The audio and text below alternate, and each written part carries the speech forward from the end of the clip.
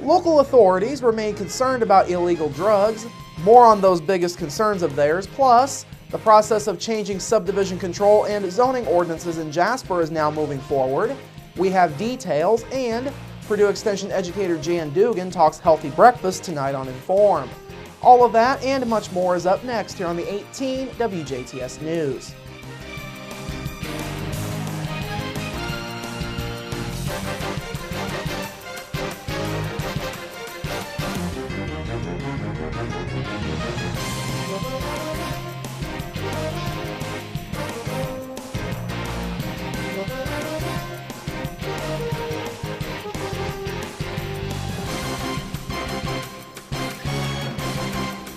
Hello, I'm Bradford Raths. We begin this evening with one of the suspects in the shooting of a Washington teen back in December pleading guilty to murder.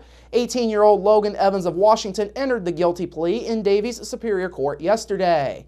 If Judge Dean Sobecki accepts the plea agreement that Evans signed earlier this week, Evans would serve 45 years in the State Department of Corrections. His sentencing is scheduled for March 27th. Evans faces a felony murder charge. He is accused of shooting 17-year-old Devin Burris in the early morning hours of December 6th during an attempted drug sale. The shooting occurred after authorities say Burris and an unidentified man grabbed Evans' friend, 18-year-old Lucas Benjamin, by the hood and tried to pull him out of the vehicle that he and Evans had borrowed. Benjamin was then beaten over the head with a gun by the unnamed man before Evans shot Burris, according to authorities. As for the other suspects, attorney Michael Chestnut, who represents Benjamin, says Benjamin has also been offered a plea agreement by the Davies County Prosecutor's Office. Chestnut says he will confer with Benjamin further before a decision is made there. Benjamin faces a Class A felony for conspiracy to commit murder. No word yet on plans for 18-year-old Heaven Berry in this case. Berry, who is Evans' cousin, is charged with a Class C felony for assisting someone who committed a murder. A Washington man was taken into custody after an investigation found he molested a young girl several times. According to the Davies County Sheriff's Department, 28-year-old Timothy France is accused of having multiple encounters with a 9-year-old girl over the course of 2 years. The original report in this case came from the Vincennes Police Department. When interviewed, the girl stated that the encounters in Davies County took place between September of 2012 and January of last year. However, the girl's mother told police the incidents did not happen and also said the girl has emotional problems. Meanwhile, attorneys interviewed France at the Davies County Jail, where he was incarcerated for domestic battery in the presence of a minor, among other charges, after he allegedly choked his wife Dana during an argument. During an interview, France failed a voice stress test and later explained some of the incidents with the girl to police, calling them accidental. France is facing 4 Class A felony counts for child molestation. Turning to other headlines this evening, law enforcement in Du Bois County remain concerned about illegal drug activity becoming a local threat. As you may recall, deputies with the Du Bois County Sheriff's Department issued a warning yesterday about 2 illegal drugs that are threatening the county. One of those is gravel, which is a newly discovered street drug that looks like little rocks or pieces of salt, the other drug being heroin.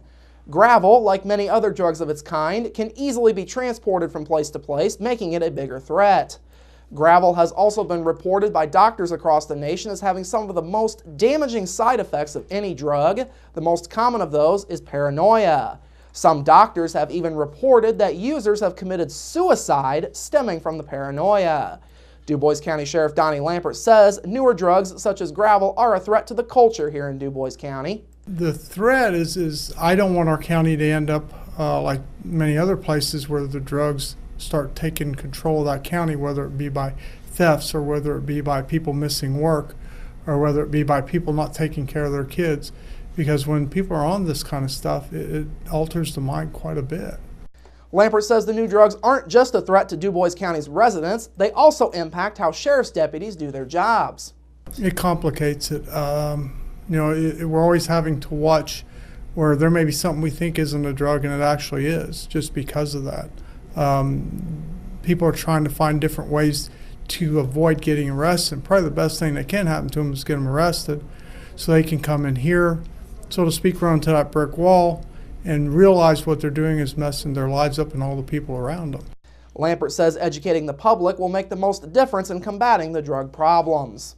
for years now, the law enforcement is going out and arresting people, getting them in here, trying to get them, get in rehab, things like that, and stay away from it.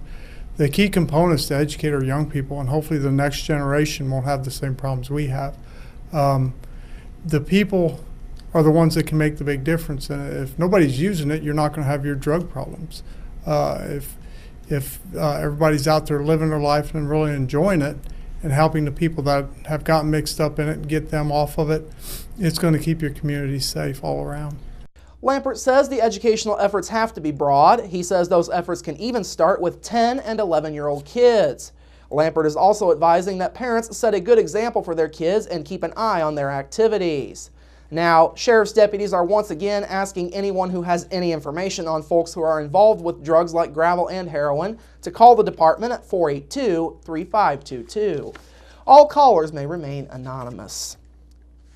Finally this evening, the process for new subdivision control and zoning ordinances in the city of Jasper continues to move along. Focus groups met throughout the day today in the Pfaffenweiler room at Jasper City Hall. There were 4 groups in all, and the groups were formed based off of the biggest issues as voted on by the public at a meeting that was held last month.